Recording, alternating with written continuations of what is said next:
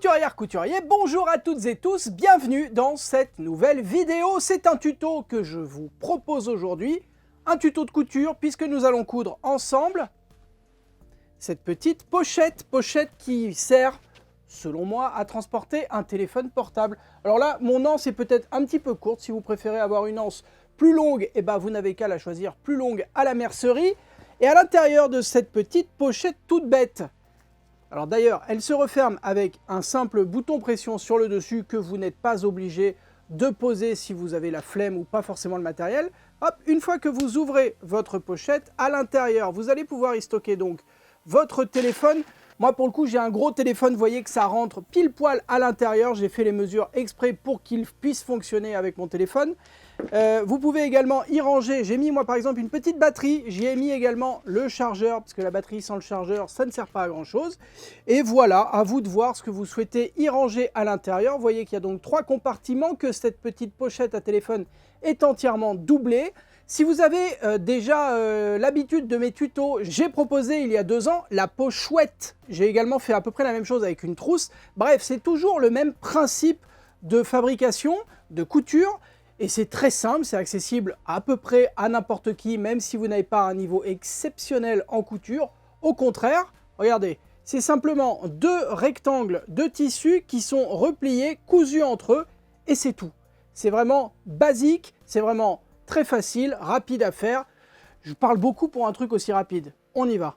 Pour coudre cette pochette à portable, nous allons utiliser 2 grands rectangles de 40 cm de hauteur sur 15 de large. Pour l'extérieur, moi je vais utiliser ce sergé de coton de couleur bordeaux. Vous pouvez utiliser un autre type de tissu, l'important c'est qu'il ne soit pas élastique. Donc du jacquard, du sergé, de la gabardine, pourquoi pas de la popeline, de toute façon on va la renforcer. Tout fonctionnera du moment que le tissu n'est pas élastique. Pour la doublure, on utilise un tissu plus léger, là en l'occurrence c'est de la popeline. On a besoin à nouveau de 2 rectangles aux mêmes dimensions, c'est-à-dire 40 sur 15. Puis pour renforcer la pochette, on va utiliser du thermocollant. À nouveau, on découpe 2 rectangles de 40 cm sur 15. Pour pouvoir accrocher la pochette à une chaînette, nous allons utiliser 2 petits rectangles de 4 cm de haut sur 6 de long. Vous voyez que ces 2 petits rectangles, je les ai découpés dans le même tissu que le tissu de doublure.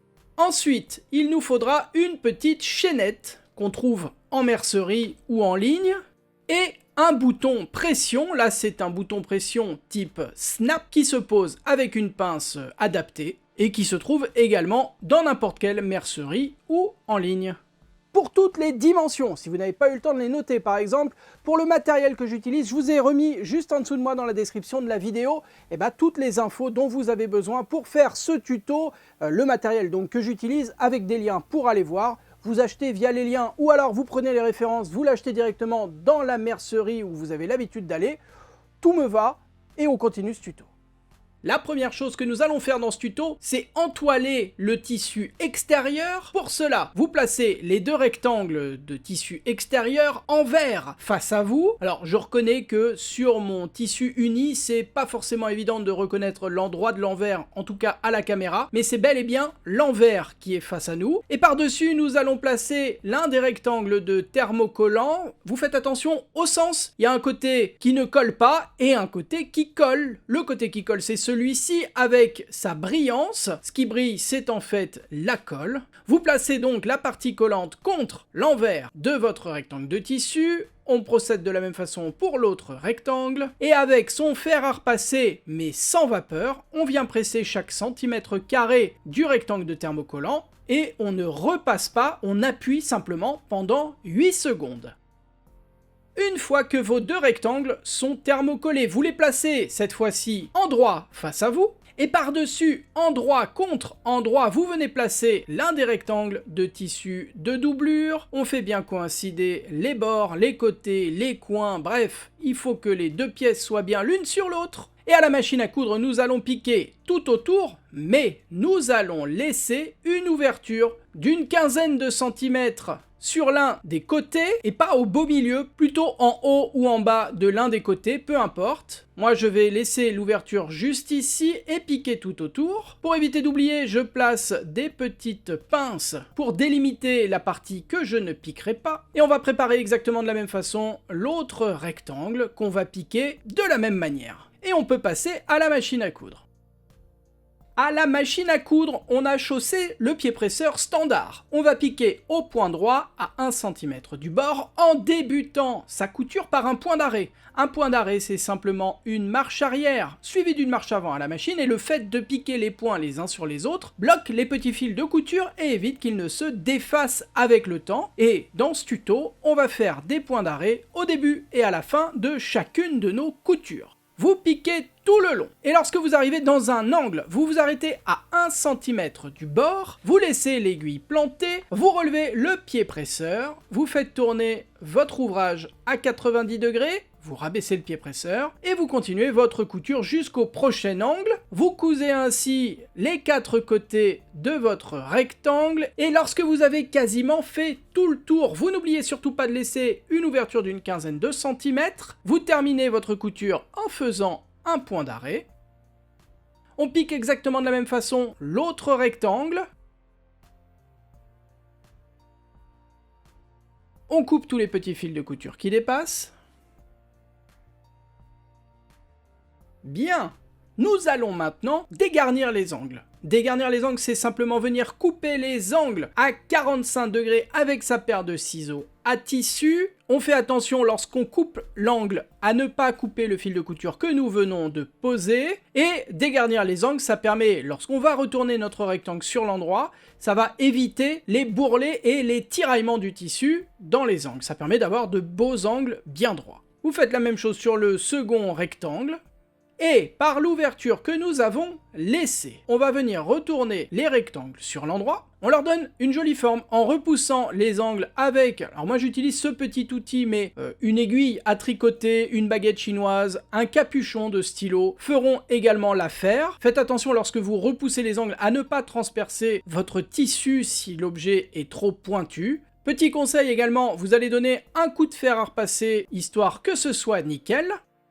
Et nous allons rentrer les marges de couture au niveau de l'ouverture que nous avons laissée. On fait donc rentrer les marges sur 1 cm à l'intérieur du grand rectangle. On vient mettre une petite pince ou une petite épingle pour éviter que ça bouge. Et on va préparer exactement de la même façon le second rectangle qui n'attend que ça.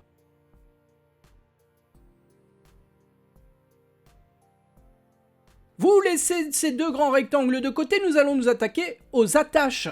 On commence par placer les deux attaches envers face à soi et on les replie dans le sens de la longueur sur elles-mêmes comme cela. On rouvre notre rectangle et on va rabattre les longs côtés et faire coïncider le bord avec le centre que nous venons de marquer, comme cela. On donne un petit coup de fer pour marquer le pli. On fait la même chose avec le second long côté.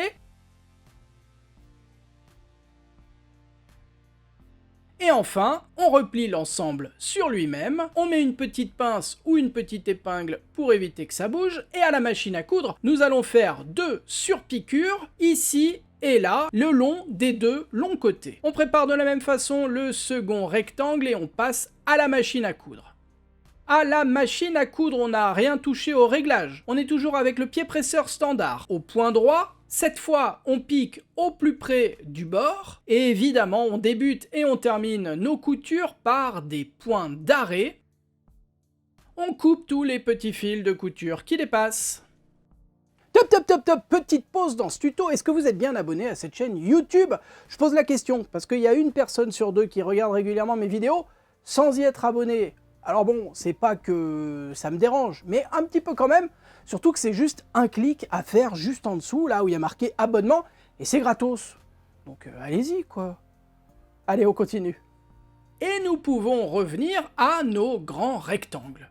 Avec une règle, nous allons marquer des repères. On trace un premier trait à 2 cm de l'un des côtés, et sur 15 cm de hauteur, On va faire la même chose de l'autre côté, un trait à 2 cm du bord et de 15 cm de hauteur. On vient raccorder ces deux traits au-dessus comme cela, Squeak, et nous allons placer les deux rectangles côté extérieur l'un sur l'autre. Donc vous retournez le rectangle sur lequel vous n'avez pas tracé de repère côté extérieur face à vous, et par-dessus vous venez placer le rectangle sur lequel vous avez marqué le repère. Vous faites coïncider les côtés, les bords, les angles, vous faites tout coïncider parfaitement. On met des petites épingles de part et d'autre pour éviter que ça bouge lors de la couture. Et avant d'aller plus loin, nous allons coincer les petites attaches que nous venons de coudre. Vous repliez sur elle-même l'une des deux attaches comme cela et nous la plaçons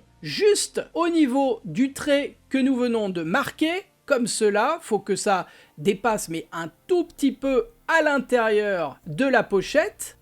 On prépare de la même façon l'autre côté et pas d'affolement, je vous propose de voir un peu mieux ce qu'il se passe, regardez. On replie son attache sur elle-même et on vient la placer sous le trait comme cela. Vous voyez que lorsqu'on va piquer sur le trait, l'attache sera prise dans la couture et vous voyez que normalement votre attache repliée dépasse un tout petit peu de la pochette. C'est normal. Vous positionnez bien les deux attaches de part et d'autre et à la machine à coudre, nous allons piquer sur les trois traits que nous avons marqués il y a quelques instants. À la machine à coudre, on a toujours le pied presseur standard. On pique au point droit directement sur le trait que nous avons marqué. On fait attention lors du début de notre couture à ce que l'attache ne s'en aille pas en vadrouille et se positionne mal ou carrément ne se positionne pas sous le pied. On débute sa couture en faisant un point d'arrêt et vous pouvez même insister un petit peu parce que c'est cette partie qui va retenir ensuite votre pochette, donc autant qu'elle tienne bien. Vous pouvez faire un petit aller-retour au niveau de l'attache histoire d'être sûr que ça tienne bien. Vous piquez tout le long du trait que nous avons tracé. Lorsque vous arrivez dans un angle, vous laissez l'aiguille planter, vous relevez le pied presseur, vous faites tourner votre ouvrage à 90 degrés, vous rabaissez le pied presseur et vous continuez votre couture. Et lorsque vous avez fait tout le tour, vous terminez en faisant un point d'arrêt. On coupe tous les petits fils de couture qui dépassent. On va maintenant former notre pochette à téléphone et surtout refermer les ouvertures que nous avons laissées dans les deux grands rectangles. Pour cela, vous venez mesurer 17 cm depuis le bas de la pochette comme ceci. Vous rabattez l'un des côtés sur lui-même. Vous retournez votre pochette doublure face à vous et vous rabattez l'autre côté. On vient faire coïncider tous les bords. Et vous voyez que les deux rabats que nous venons de faire dépassent un petit peu l'intérieur de la pochette. Et c'est normal.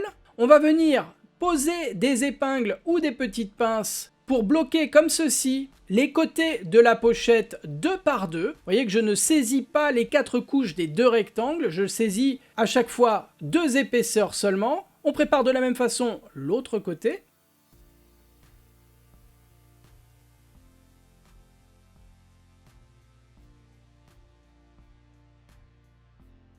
Et à la machine à coudre, nous allons donc piquer les épaisseurs 2 par 2 comme nous venons de les préparer, en faisant attention à ne pas bloquer les petites attaches que nous avons cousues juste avant. Il ne faut coudre que les couches 2 par 2 et ainsi à l'intérieur on aura bien nos 3 compartiments qui sont formés. Ça va être magnifique. On passe à la machine.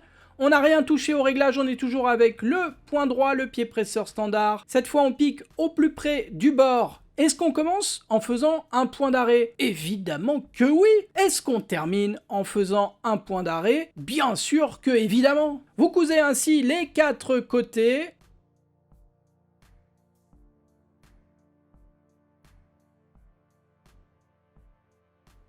Vous coupez tous les petits fils de couture qui dépassent et pour la couture, c'est terminé.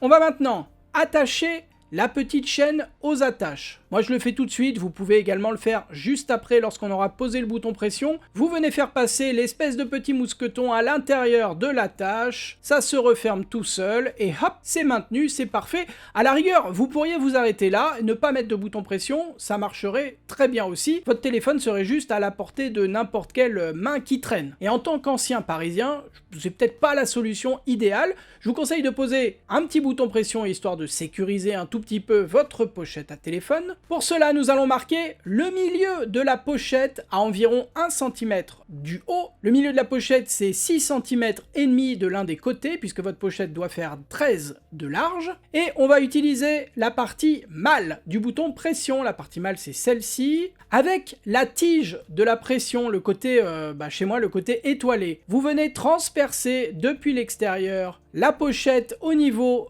de la marque que nous avons faite.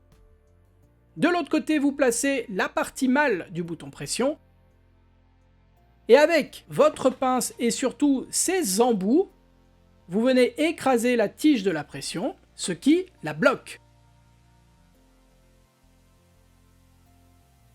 Pour placer l'autre partie de la pression maintenant, il y a deux solutions. Soit vous reprenez une mesure avec votre mètre ruban et vous refaites exactement pareil. Soit, comme moi, vous venez placer votre pochette à plat, pressez doucement le bouton pression que nous venons de poser, ça va permettre de marquer le tissu en face, à l'endroit exact où se placera le second bouton pression. On va cette fois placer la partie femelle, qui ressemble à ça. À nouveau, on transperce notre pochette au niveau de la marque que nous avons faite, puis par-dessus on met la partie femelle et on écrase la tige avec la pince et toujours les mêmes embouts. Et votre petite pochette à téléphone portable est terminée. Bravo à vous!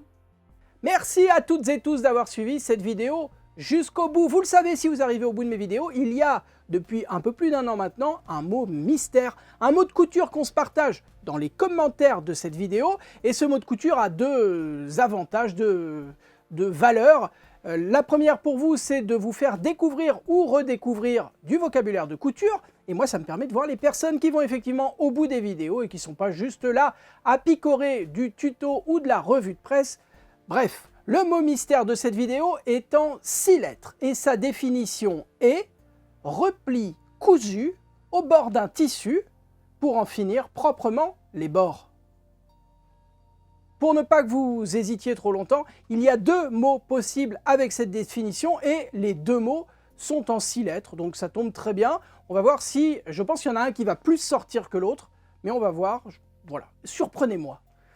Donc donnez votre réponse juste en dessous de moi en commentaire de cette vidéo. Si cette vidéo d'ailleurs vous a plu, n'hésitez pas à le dire également. N'hésitez pas à lâcher un like et surtout à vous abonner à cette chaîne YouTube. C'est le gros rectangle rouge en dessous de moi où il y a marqué abonnement. S'il n'est plus rouge et s'il n'y a plus marqué abonnement, c'est que c'est bon, vous êtes abonné. Merci beaucoup. Vous pouvez également donner un petit peu d'argent chaque mois via YouTube avec le bouton rejoindre, le bouton à côté du bouton abonnement. Voilà, si vous pouvez, un grand merci. Si ça n'est pas possible pour vous, je le comprends parfaitement. Moi, je vous donne rendez-vous pendant les vacances tous les vendredis à partir de 6 h du matin. Si vous voyez cette vidéo un peu plus tard, je poste ici tous les mardis et vendredis matin. Voilà, d'ici là, prenez soin de vous, bonne couture, bye bye.